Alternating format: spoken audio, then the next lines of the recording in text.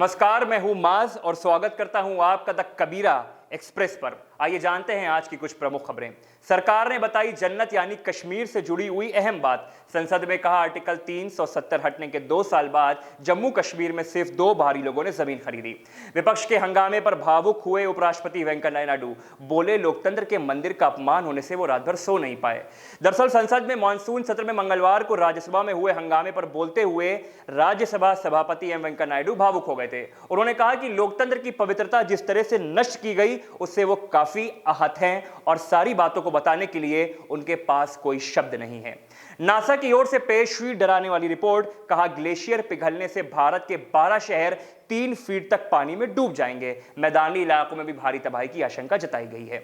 अगली खबर यूपी से आ रही है। उत्तर प्रदेश में सभी सीटों पर चुनाव लड़ेंगे मुकेश सहनी। बिहार के पशु एवं मत्स्य संसाधन मंत्री व विकासशील इंसान पार्टी के राष्ट्रीय अध्यक्ष मुकेश सहनी उत्तर प्रदेश विधानसभा चुनाव की तैयारी में जुट गए हैं। उन्होंने ऐलान कर दिया है कि यूपी में उनकी पार्टी सभी 403 सीटों पर अकेले चुनाव लड़ेगी। वहीं दूसरी ओर यूपी में फूलन देवी की मूर्ति नहीं लगाए जाने पर मुकेश सहनी ने अपनी नाराजगी जाहिर की है। लेकिन मजेदार बात यह है कि बिहार विधानसभा चुनाव जो पिछले साल हुए थे वहां पर उनकी पार्टी सिर्फ 10 सीटों पर चुनाव लड़ी थी और स्वयं नेताजी खुद सिमरी बख्तियारपुर से चुनाव हार गए थे।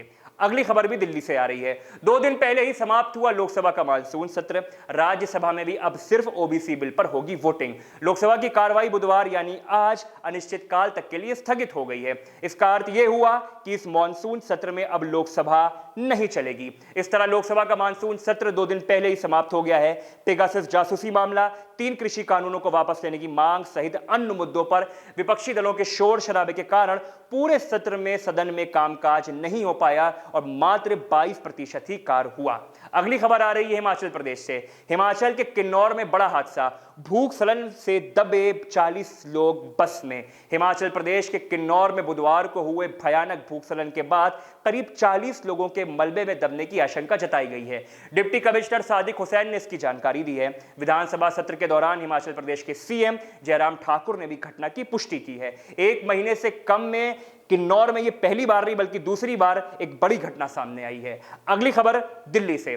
दिल्ली के सीएम अरविंद केजरीवाल ने दिल्ली वासियों को घर बैठे ड्राइविंग लाइसेंस सहित 150 सुविधाएं उपलब्ध कराई हैं। दरअसल दिल्ली में बुधवार से फेसलेस सर्विस लागू हो गई है। अब आपको घर बैठे परिवहन विभाग की लगभग 33 सेवाएं मिलेंगी। इनमें ड्राइविंग लाइसेंस भी शामिल है। मुख्यमंत्री अरविंद केजरीवाल ने आज इस योजना को लॉन्च किया है। उन्होंने कहा कि यह ऐतिहासिक दिन है। यह वो काम है जो 21वीं सदी के भारत की बात करने वाले लोगों के लिए बहुत ज्यादा महत्वपूर्ण साबित होने वाला है।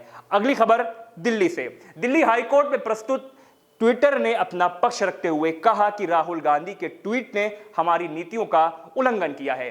कांग्रेस के पूर्व अध्यक्ष और वायनाड से सांसद राहुल गांधी के खिलाफ एक्शन की मांग वाली याचिका पर ट्विटर ने दिल्ली हाईकोर्ट को बताया कि कांग्रेस नेता ने ट्विटर की नीति का उल्लंघन किया है। जनहित याचिका पर सुनवाई के दौरान ट्विटर ने दिल्ली हाईकोर्ट को सूचित किया कि राहुल गांधी के ट्वीट ने उनकी नीति का उल्लंघन किया। राहुल गांधी पर आरोप है कि उन्होंने सोशल मीडिया पर दिल्ली की नाबालिग रेप पीड़िता के परिवार की पहचान उजागर की थी।